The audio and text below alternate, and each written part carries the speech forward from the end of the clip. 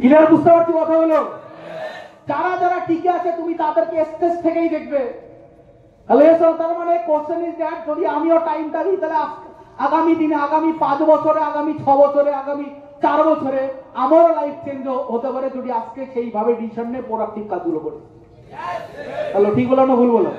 তার মানে আজকে এই যে 20% এর মধ্যে অনেকে পুরোটা কমপ্লিট, পুরো কোর্স কমপ্লিট করে না, পুরো কোর্স কমপ্লিট করে না। লাইফে তুমি যে কোনো প্রফেশনে যাও না কেন, তোমাকে সব প্রফেশনে চ্যালেঞ্জ ফেস করতে হবে, সব প্রফেশনে তোমাকে মেহনত করতে হবে, সব প্রফেশনে হার্ডওয়ার্ক করতে হবে, সব প্রফেশনে তোমাকে টাইম লাগাতে হবে, তারপরে কি ইনকাম করতে হবে।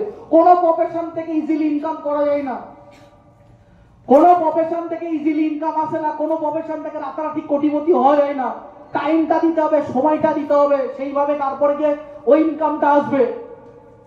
আজকে তুমি একটা রিক্সাওয়ালাকে যে দেখছো, একটা যে রিক্সা চালায়, বা তুমি কোনোদিন যদি ওলাতে ওঠো, একটা ওলা ড্রাইভারের সাথে কথা বলে দেখো, সে কত ঘন্টা করে ডিউটি দেয়, তাকে কি কি প্রবলেম ফেস করতে হয় ইনকামের জন্য, কোথায় কোথায় তাকে মানে প্যাসেঞ্জারকে নিয়ে যেতে হয়, রাত্রে তাকে কোথায় কোথায় আরো কি কি ফেস করতে হয় ঠিক নেই।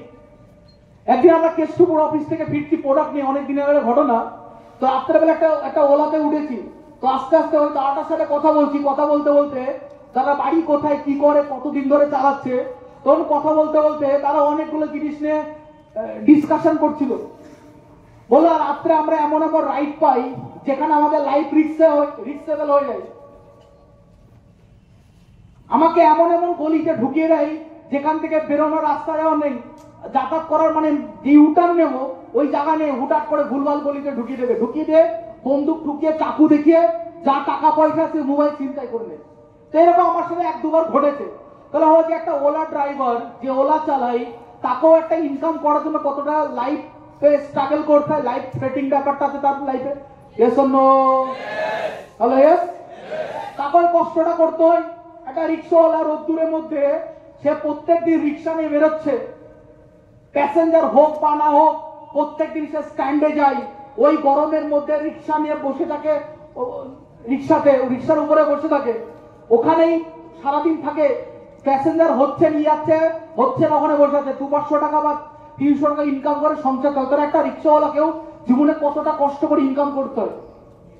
আর যে চাষি যে চাষ করে ফসল ফলাচ্ছে, আজকে আমরা স্মার্ট বাজার থেকে, ব্লিঙ্কিট থেকে, জিও ফ্রেশ থেকে আমরা অর্ডার দিচ্ছি, বাড়িতে বসে সবজিটা পৌঁছে যাচ্ছে।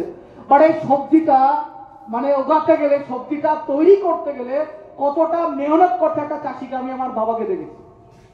হ্যালো, ভোরবেলা ঘুম থেকে ওঠে, যখন মানে মানে পাখিও ডাকে না, তখন 4টের সময় ঘুম থেকে ওঠে, প্রথম কাজ কি, মর্নিং ওয়াক করে। দেখবে গ্রামে সবাই ভোরবেলা ঘুম থেকে ওঠে, মর্নিং ওয়াক, এটা আমরা আজকে মডার্ন ভাষায় মর্নিং ওয়াক বলি।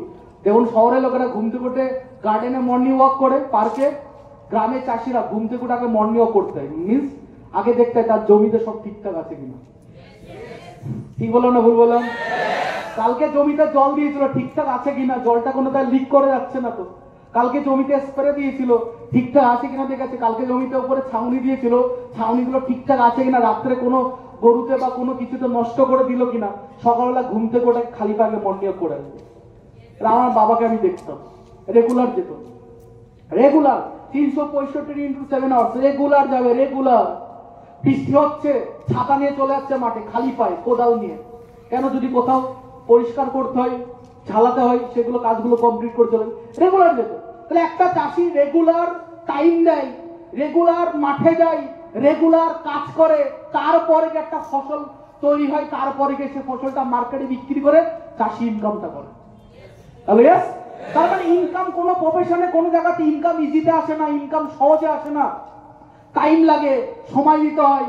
আজকে যে ওলা ড্রাইভারটা যার কথা বলছিলাম, তাকেও যখন সে বিভিন্ন জায়গাতে বিভিন্ন মানুষকে ফেস করেছে, বিভিন্ন ভুলভাল মানুষকে তাকে লাইফে ফেস করতে হয়েছে, তার মানে ইনকামের জন্য রাত্রে যখন সে ওলা নিয়ে তাকে লাইফ থ্রেটিং পর্যন্ত সে পেয়েছে।